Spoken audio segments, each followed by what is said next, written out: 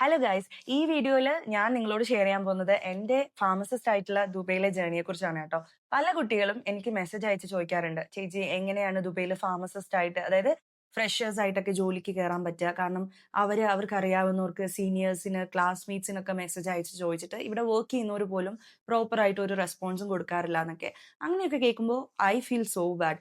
കാരണം എന്താണെന്നറിയോ, നമ്മളെ പോലെ പഠിച്ചു കഴിഞ്ഞിട്ട് വേറൊരു സ്ഥലത്ത് പോയി ജോലി ചെയ്ത് അവരുടെ ഡ്രീംസ് ഒക്കെ അച്ചീവ് ചെയ്ത് ഇൻഡിപെൻഡന്റ് ആയിട്ട് ജീവിക്കുക എന്നുള്ളത് എല്ലാവർക്കും ഉള്ള സ്വപ്നങ്ങളായിരിക്കില്ലേ?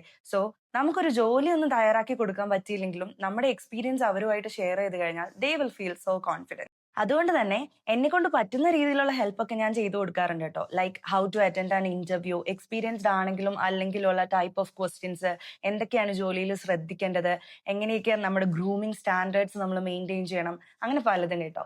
So I thought of sharing my experience as A pharmacist here in Dubai. ഞാൻ ദുബൈയിലേക്ക് വരുന്നത് ബിഫാം പഠിച്ചു കഴിഞ്ഞ് ഏകദേശം ഒരു 6 മാസത്തോളം ഒക്കെ കഴിഞ്ഞിട്ടാണ്. And that through with the help of N agency. അന്ന് 2019 ഞങ്ങൾ ഏകദേശം ഒരു 25,000 രൂപയോളം ഈ ഏജൻസിക്ക് വേണ്ടി പേ ചെയ്തു. മെയിൽ ഇന്റർവ്യൂ പ്രൊസീജിയേഴ്സ് എല്ലാം കംപ്ലീറ്റ് ചെയ്തിട്ട് ജൂലൈ 4 ഞങ്ങൾ കുറെ ആൾക്കാർ ദുബൈയിലേക്ക് വണ്ടി കയറി.